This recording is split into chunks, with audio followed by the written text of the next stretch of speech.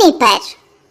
सुनहरा मुर्गा अपनी तरह का एक ही था, इसलिए बहुत से कसाईयों की नजर उस पर थी।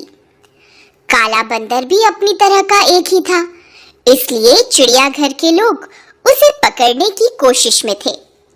लाल अमरूद के पेड़ पर लाल लाल अमरूद लगते थे।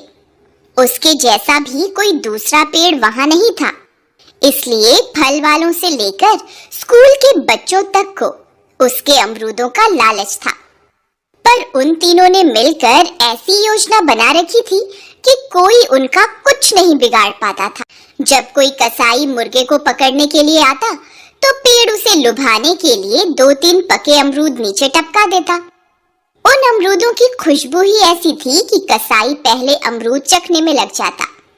उस बीच बंदर 2-3 कच्चे अमरूद तोड़कर इस तरह उसके सिर पर निशाना बनाता कि कसाई अपना होश खो बैठता। आखिर जब वह ऊपर की तरफ देखता तो बंदर मुर्गे को पीठ पर बिठाए मुंह बिचकाता नजर आता। कसाई हार कर वहां से चलने लगता तो उसे पता चलता कि उसका थैला भी गायब है।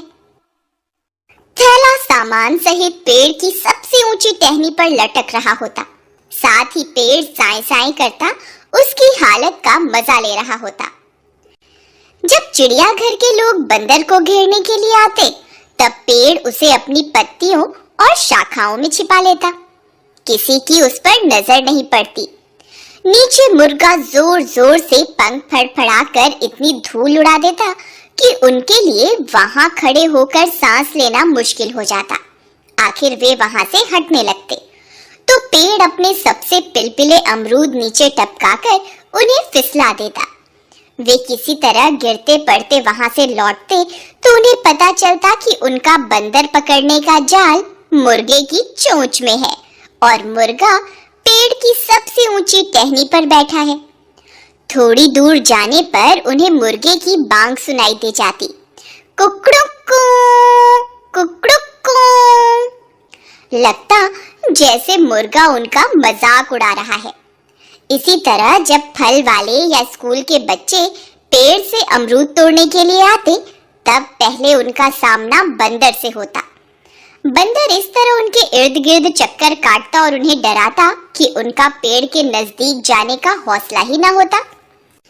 अगर उन लोगों के पास अपना कोई खाने पीने का सामान होता तो उसे भी वह चट कर जाता। मौका मिलने पर वह किसी के बाल नोच देता, किसी के कान उमेट देता। इतने पर भी वे लोग पेड़ के नजदीक पहुंच जाते तो वहां उन्हें मुर्गा बेजान सा तड़पता नजर आता। मुर्गे की चोंच एक अमरूद में होती, जैसे कि अमरूद खाकर ही उसकी ये हालत हुई हो। लोग बीमारी के डर से अमरूद तोड़ने का इरादा छोड़कर वहां से लौट पड़ते। लौटते हुए यह और पता चलता कि अमरूद के लिए जो टोकरी साथ लेकर आए थे वह बंदर के सिर पर है और बंदर एक मस्खरे की तरह आवाजें पैदा करता पेड़ की सबसे ऊंची डाल पर बैठा टांगे हिला रहा है। इस तरह वे मजे में दिन काट रहे थे कि एक दिन घनघोर घटाएं घिर आईं। पहले मूसलाधार वर्षा हुई, फिर बहुत ओले गिरे। जब उन तीनों ने साथ मिलकर अपना अपना बचाव करने की योजना बनाई थी तब इस दिन की बात नहीं सोची थी। पेड़ अपनी जगह परेशान था, ओलों से उसके सब अमरूद नष्ट हुए जा रहे थे। बंदर का अपनी जगह भीग भीग कर बुरा हाल था, ऊपर से ओलों की मार उसकी जान ले रही थी। मुर्गे की भी हालत खस्ता थी, वर्षा से भारी होकर उसके पंख ही नहीं खुल पा रहे थे। ऊपर से ओलों की झड़ी उस पर गोलियां दाग रही थी। ये दोनों छुटकू किसी काम के नहीं, पेड़ ने झल्ला कर कहा। मैंने आज तक हर मुसीबत में इनकी जान बचाई है, पर आज मुझ पर इतनी बड़ी मुसीबत आई है तो इन्हें अपनी अपनी पड़ी है। मेरा हाल तक नहीं पूछा, मदद करना तो दूर रहा।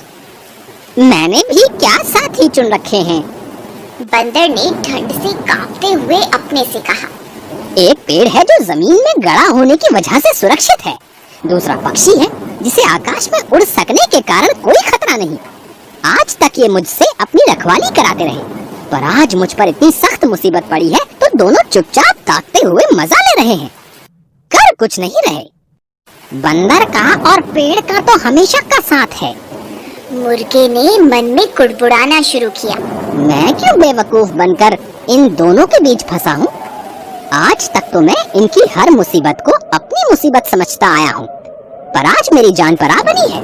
तब दोनों को जैसे मेरा पता ही नहीं है। मजे से बारिश में नहा रहे हैं और मेरी बात तक नहीं पूछ रहे। तीनों इतने नाराज थे कि आपस में उन्होंने बात तक नहीं की। पेड़ चुपचाप अपने अमरूद नष्ट होते देखता रहा। बंदर चुपचाप ठिठुरता रहा। मुर्गा चुपचाप कुड़ता रहा। थोड़ी देर में ओले थम गए। बारिश भी रुक गई, पर तीनों में फिर भी कोई बात नहीं हुई। पेड़ को चिढ़ हो रही थी कि उसके इतनी बारिश झेलने के बाद भी बंदर उस पर बोझ बना बैठा है और मुर्गा उसकी डाल पर बैठा पंख फड़फड़ा रहा है। बंदर को गुस्सा आ रहा था कि उसे तो ठंड के मारे सन्नीपात हुआ जा रहा है और पेड़ है कि अब भी उस पर बूंदे टपका रहा है। मुर्गा है कि अब भी पंखों से छींटे ऊपर उड़ा रहा है। मुर्गे को कुड़न हो रही थी कि पानी की मार से उसका तो जिस्म जवाब दे रहा है और पेड़ ने जरा सी भी जमीन उसके लिए सूखी बचाकर नहीं रखी। बंदर से इतना तक नहीं हो रहा है कि उसे वहां से किसी और सुरक्षित जगह पर ही पहुंचाए। अगले रोज तक पेड़ की टहनियों पर पड़ा पानी सूख गया। बंदर का जिस्म सूख गया। मुर्गे के पंख सूख गए, पर तीनों ने आपस में कोई बात नहीं की। पेड़ सोचता रहा, अब आए इन दोनों पर कोई मुसीबत तो देखूंगा अपने को कैसे बचाते हैं। मैं अब इनकी कोई मदद नहीं करूंगा। बंदर भी इसी तरह सोचता रहा और मुर्गा भी। उसी रोज एक कसाई आया। वह मुर्गे की ओर बढ़ा तो पेड़ ने अमरूद नहीं टपकाए। न बंदर ने मुर्गे को अपनी पीठ पर बिठाया, न ही कसाई का थैला उड़ाया। मुर्गा कसाई के थैले में बंद हो गया तो बाकी दोनों ने सोचा, अब पता चलेगा बड़ा मुर्गा बना फिरता था। कसाई मुर्गे को लेकर चला गया। अगले रोज चिड़ियाघर के लोग आए। उन्होंने बंदर को पकड़ने के लिए जाल बिछाया तो पेड़ ने वह टहनी ही टूट जाने दी। थोड़ी देर में बंदर जाल में था और चिड़ियाघर के लोग उसे घसीटते हुए लिए जा रहे थे। बंदर ने जब छूटने के लिए हाथ पैर मारे तो उन्होंने उसे खूब पीटा। पेड़ ने उसकी यह हालत देखी तो मुस्कुरा दिया। मन में उसने सोचा, अब रात दिन पिंजरे में रहना पड़ेगा तो इसे होश आएगा। बड़ा बंदर बना फिरता था। उससे अगले दिन बहुत से लोगों ने पेड़ को घेर लिया। पेड़ ने सहम कर देखा कि उनके पत्थरों और डंडों का कोई जवाब उसके पास नहीं है। तड़ तड़ तड़। थोड़ी ही देर में उसके सारे अमरूद झाड़ लिए गए। फिर किसी ने कहा कि पुराना पेड़ है, इसे काटकर इसकी लकड़ी जलाने के काम में लानी चाहिए। एक आदमी के पास कुल्हाड़ी थी। बस उसी समय पेड़ की जड़ पर कुल्हाड़ी चलने लगी। थोड़ी देर में अमरूद टोकरियों में भरकर जा रहे थे और पेड़ की लकड़ियां लोगों के कंधे पर लदकर। एक गिलहरी वहीं रहती थी। मुर्गे, बंदर और पेड़ की आपसी योजना पर वह चकित हुआ करती थी। उसने मुर्गे और बंदर के बाद पेड़ को इस हालत में जाते देखा तो लंबी उसास के साथ मन में कहा, जा रहा है ये भी लोगों का चूल्हा जलाने। बड़े दोस्त बने फिरते थे। गिट्टू तोता, टिन्नी मुर्गी और चूचू चूहा 3 दोस्त थे। तीनों एक ही घर में रहते थे। गिट्टू तोता जंगल से फल और नदी से पानी लाता था। टिन्नी मुर्गी घर का काम करती थी और खाना बनाती थी। चूचू चूहा बगीचे की देखभाल करता था। तीनों अपना अपना काम बहुत मेहनत से करते थे और प्यार से रहते थे। पास ही एक पेड़ पर कालू कौवा रहता था। उसका कोई दोस्त नहीं था।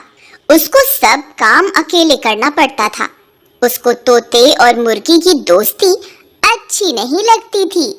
एक दिन गिट्टू तोता फल लाने गया। रास्ते में कालू कौवा मिला। कालू कौवा बोला, गिट्टू भैया तुम बहुत सीधे हो।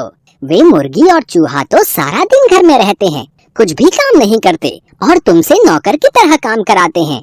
मुझे तो बहुत दुख होता है, बेचारा गिट्टू। ऐसा कहकर कालू कौवा उड़ गया। गिट्टू सोचने लगा, शायद यह ठीक ही कहता है, मैं क्यों काम करूं, मैं क्या नौकर हूँ। ऐसा सोचकर गिट्टू घर आ गया। उसने टिन्नी से कहा, मैं कोई काम नहीं करूँगा, मैं क्या तुम्हारा नौकर हूँ, तुम तो आराम से घर में बैठी रहती हो और मुझसे काम कराती हो। टिन्नी बोली, अच्छा तुम ऐसा सोचते हो तो कल से तुम घर का काम करो, मैं पानी लाऊंगी। अगले दिन टिन्नी पानी लाने गई। चूचू बगीचे से सब्जी लाने गया। गिट्टू खाना बनाने लगा। उसको खाना बनाना तो आता नहीं था। उसके हाथ जल गए, खाना भी जल गया। वह रोने लगा। टिन्नी और चूचू घर आए। उन्होंने देखा कि खाना नहीं बना है और गिट्टू रो रहा है। गिट्टू ने कहा, मैं खाना नहीं बना सकता, देखो मेरे हाथ भी जल गए। चूचू उसके लिए दवा ले आया। टिन्नी ने उसके हाथों में दवा लगाई, फिर खाना बनाया। तीनों दोस्त खाना खाने बैठे।